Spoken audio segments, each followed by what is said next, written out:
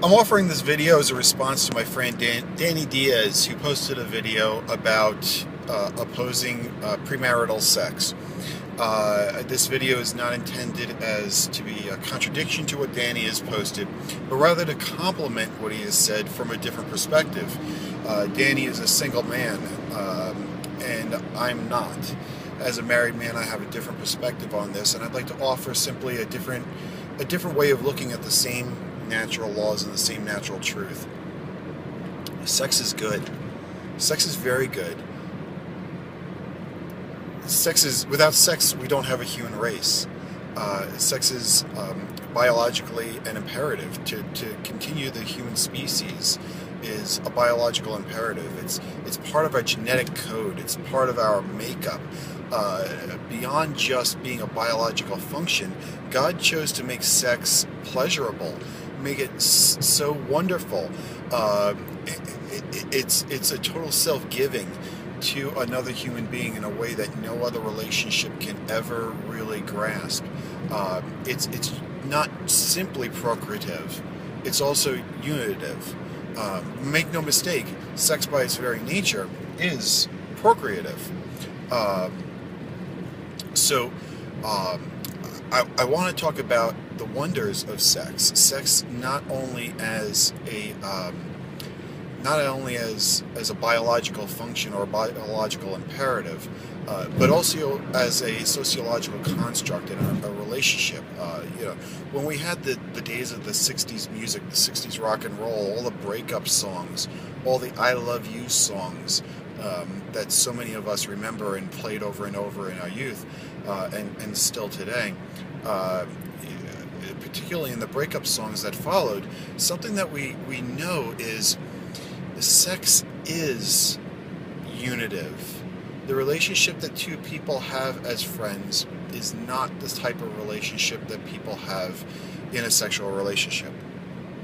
Nor should it be, because it degrades sex, it devalues sex. A handshake is a handshake, but the intimate relationship between a man and a woman in sex is not intended to be as casual as a handshake. Those of us who champion purity are championing sex as something wonderful, something that's both naturally and philosophically and spiritually beautiful. We're holding it at the highest of standards. We're not reducing it to simply a handshake or a hug. We're making it something. We're upholding it as something that is unique and distinct between married couples. It's something that two people can share between each other and each other alone, and that's the proper respect for sex. It's the proper use and placement of sex.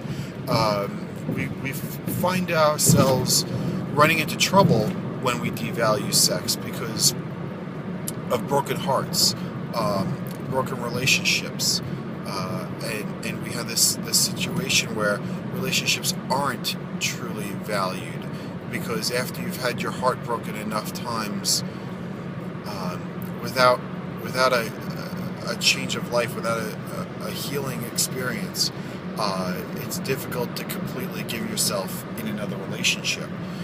Rightly so, it should be.